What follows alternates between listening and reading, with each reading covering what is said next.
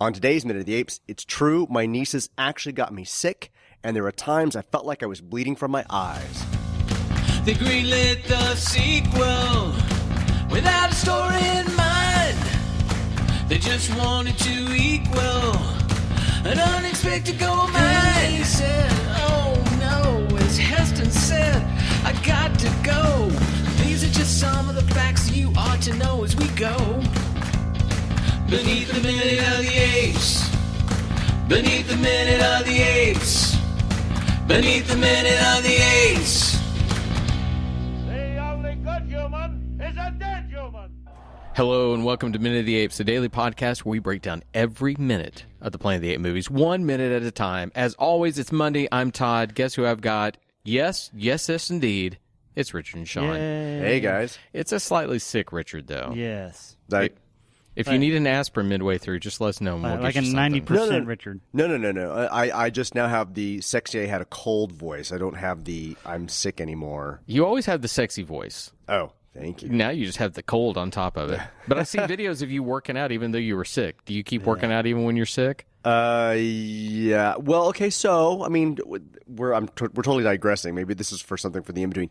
You know, there is a point of exercise which kind of boosts the immune system, and so a moderate amount of exercise is largely okay, and extreme is too bad. You know, just kind of like a walk. A nice walk is a good way to kind of bring the immune system up. So it's not bad to. Is getting in and out of bed repeatedly good, like moderate exercise? I was about to say when I'm sick and I get up to go get a bag of chips, I do feel much better. Yeah. Masturbation does the same thing. For me, so.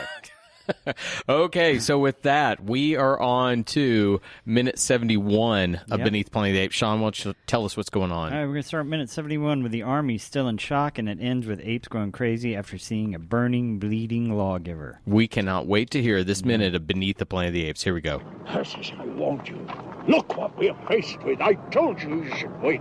Brutal butchery. I swear those responsible shall pay with torture and with death. If you have any pity, bid your soldiers to shoot our poor people. I can't order them to do what the lawgiver has forbidden. Ape shall not kill ape.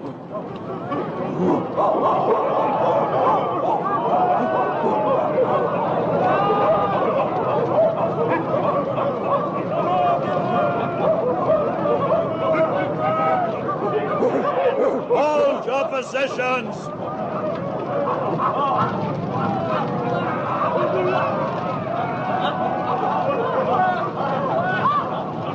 Please. The lawgiver pleads.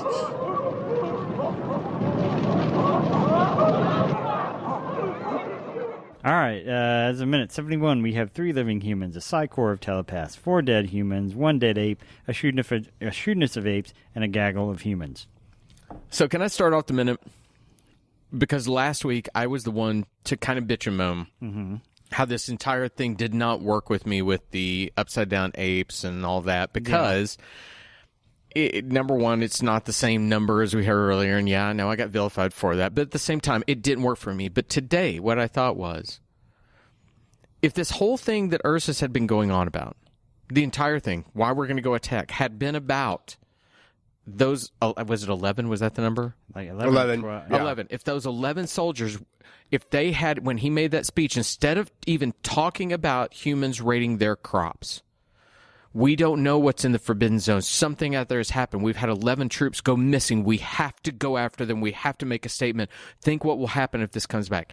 If they had set up that story that way, and then they crest over, it hit me with Ursus's reaction that if he had been looking for his men and he found them, that's a payoff. And this moment entirely works. But this story has allowed itself to get into this weird thing about humans eating crops that really shortchanges this moment. And I think without it... Especially when we're not seeing any suffering on the apes in regards to the... I mean, they're talking about crops being gone, but you don't see people hungry in the streets or rioting for food or, rationing supplies. Wasn't that also part of the issue with the Vietnam conflict? Is we had a lot of the people that were kind of deciding sides against the militaries because they wanted to be fed, because they were hungry, because they were starving. It was causing a lot of that problem. I don't disagree that may have been the impetus for why they put this why in they're here. trying to make it work. But, let's go back to the first film. What is the first film? It really looks at how this society of apes, a talking human comes in and disrupts it, and then we talk about their science and their religion. We have a very straight throughput of a story. When you have a story like that, you have to say, here is the setting, here is the conflict, what comes of that. This story has not done that because it's kind of diverging. We heard a little bit of that about the 11 who've gone missing or went out there, and then we hear about the human crops, and to Sean's point, we don't see the suffering, or we don't see the shortages in their coffers of food and whatnot.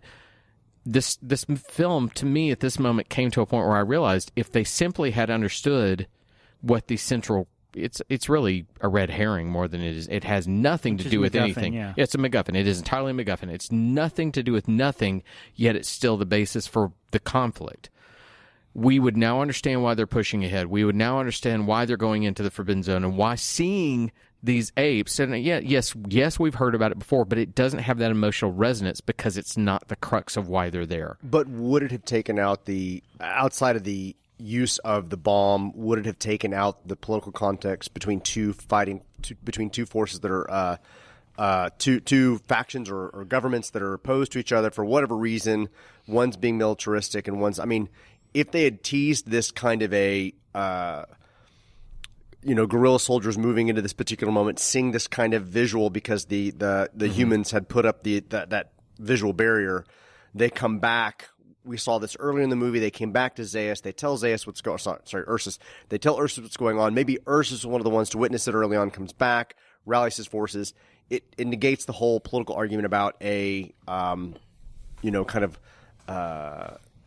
military takeover of the governmental branch. It would take a little bit out of way. I think I just have to agree to disagree on that because I don't even think that why they're there is ultimately that important. What it's about, what do we want? We want to see the humans and the apes battle. We now know there's a group of humans that have telepathy.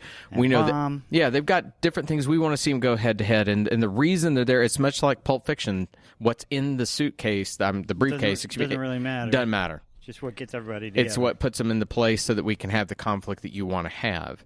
And for me, I think I've been pretty upfront about it. The whole idea of the crops has never rang true for me. It doesn't fit because we've not.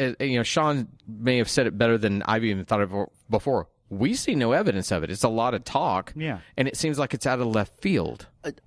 I don't disagree, but at the same time, we would not have seen the discord between the three species within Ape City.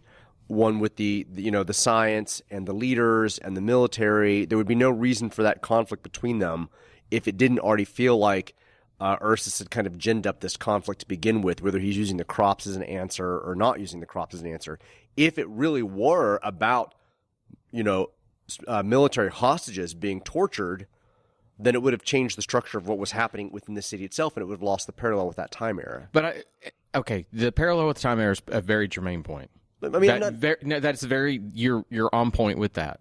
They probably were trying to evoke conflict of the time and the pacifists. But I guess we're both getting to the point from different directions because you're being on point with. That's true. They're trying to make a social commentary, and to me, a film has to have a central conflict that is very well defined. I ad nauseum use Star Wars as an example, but Star Wars, you don't doubt from the moment that the spaceship's invaded, that there is a conflict. We've even seen the word civil war. We see black and white fighting each other. The costumes are even purposely chosen so that you know that. This film is not as clear of what the central conflict is. The central conflict in Planet of the Apes is a society of apes. A human who can speak comes in and humans don't. There is a central conflict that is defined. This one doesn't define it very well. It might have worked to have built that up early on, but it would have changed the nature of what the movie means to this era. To the era, yes. Yes. It would have just kind of become an action film with some ramifications related to the bomb. Like it wouldn't have, we would have. I mean, granted, the arguments for this entire movie are just kind of, paper thin. Mm-hmm. We've talked about that for this entire time, that they're kind of just set up and they don't really make any sense, and maybe we have to be in that era to actually understand what they mean. There's like several things being thrown together, but I think it would have changed the movie, the political commentary of the movie, had we set this up early on to give the apes a legitimate reason to go in there. Okay, so as you say that, and this is the film lover in me, I try to figure out how do you put those conflicts together. But this film, we agreed, did not start with the most compelling of presentations, because it's kind of like you're just going to reiterate the first one, and then we get 30 minutes of reiteration. What if this film starts with, we actually see those apes on that mission, and we see that they go, and it becomes almost a flash cut, like you see the reflection of flame on their faces, and they're gone. That's a tease of sorts. We get that. Then we have Brent show up, and whatever his conflict is, the word gets to Urfus. What if he takes both of them? He's a savvy military leader, and he knows that they're having the humans decimate their crops, and he knows this has occurred, and he melds the two together. Right. Now, if you've melded those two together, you're doing what you're saying, which is, let's have a commentary on the times, and you want to think about political, let's use bullshit married to it to make a war effort. And that might have worked. So I think what I want more than anything is why I know, because I've seen the film and I've known all the times I've seen it, why are those apes suspended and why are they there? I know it's meant to scare them because of what's been said earlier, but it isn't said properly to make it resonate at this moment. For sure. If we had the guerrilla scouts moving into the Forbidden Zone, getting this vision, and then coming back to Zaius being moderately concerned about it, but realizing it's a reason why he can go to conflict and maybe invade or take over something, and he uses these other elements like the humans and a crop shortage or whatever to kind of make this stuff happen. Yeah, that'd be great. I think that'd be fantastic.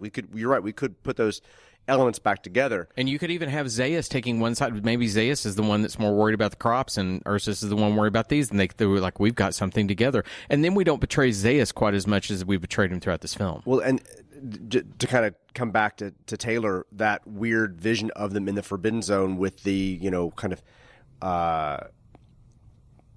taking his rifle and going at nothing. The mountain or whatever. And the random Falling fire in the middle it. of the desert. It would kind of actually begin to connect those things together as opposed to just seeming like out of nowhere for no reason. Yeah, and you could even have those 11 chasing Taylor, and it could be like a immediate conclusion after the first one that suddenly Urfus you could show your footage at the first, and you could shoot something new that Urfus shows up and says, shuts Zaius up, go after him, and they go, and you could even put a conflict of that to make it work, and you could somehow marry all those things together. And if the audience had known of this kind of vision to the apes, this warning, if you will, to the apes, the ape scouts.